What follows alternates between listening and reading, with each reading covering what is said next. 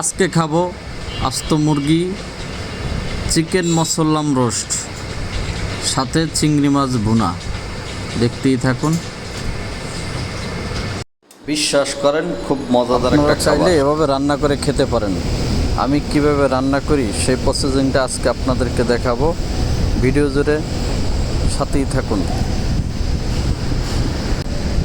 তারপরে কাটিং করা হয়ে গেলে ভালো করে ওয়াশ ব্লেন্ডার করার জন্য কিছু মশলা আগের থেকেই রেডি করে নিয়েছি। ব্লেন্ডার আছে দেখেন, টমেটো, বাদাম, কিশমিশ, পেঁয়াজ বেরেস্তা সব একত্র করে এই ব্লেন্ডার করেছি এবং এই মশলাগুলা এখানে আমি এখন সব কিছু একসাথে মিক্স করে নিব। মিক্সিং করার পরে মুরগিটাকে দিয়ে ভালো করে মশলা মাখিয়ে নিব। দেখতে থাকুন। আর এই ভিডিওটা যদি আপনারা দেখেন, আপনারাও এভাবে রান্না করে খেতে পারেন। একটা মজাদার একটা খাবার।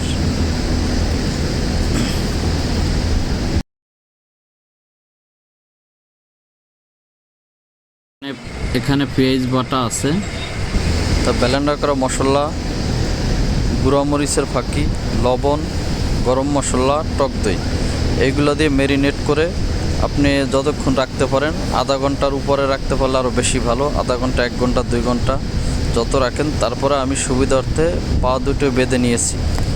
এবার গরম তেলে ফ্রাই করতেছি। ভালো করে উল্টে পাল্টে ফ্রাই করে নেবেন আপনারাও। আপনাদের সুবিধার্থে ভিডিওটা স্কিপ করে নিলাম যাতে ভিডিওটা লং না হয়। এবার মুরগি ফ্রাই হয়ে গেল। এই তেলের ভিতরেই মশলা কষিয়ে নিব। কষানোর পরে মশলার থেকে তেল ছেড়ে দিলে আবার কিছু পানি দিয়ে এটাকে আবার আরও কিছুক্ষণ কষিয়ে নিতে হবে। কষিয়ে পানি কমে গেলে তারপরে চিকেনটাকে দিয়ে ভালো করে ভুনা করে নিতে হবে।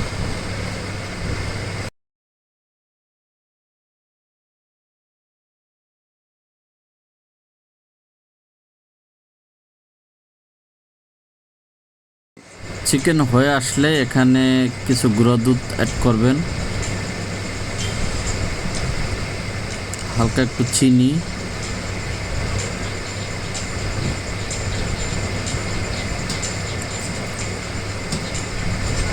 তারপরে একটু কেওড়া জল সুঘ্রাণের জন্য এবং স্বাদের জন্য, দুটোর জন্য ইউজ করতে পারেন।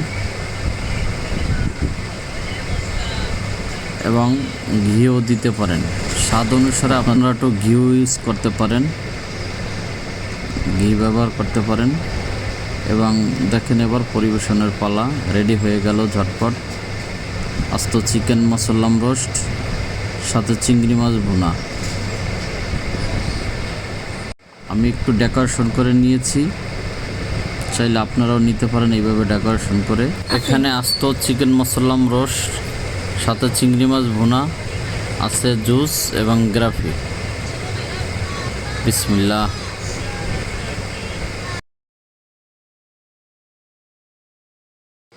সাথে থাকার জন্য আপনাদেরকে অসংখ্য ধন্যবাদ। ভিডিওটি ভালো লাগলে লাইক, কমেন্ট, শেয়ার করবেন। চ্যানেলটি সাবস্ক্রাইব করবেন, পাশে থাকা বেল আইকনটি বাজিয়ে দেবেন।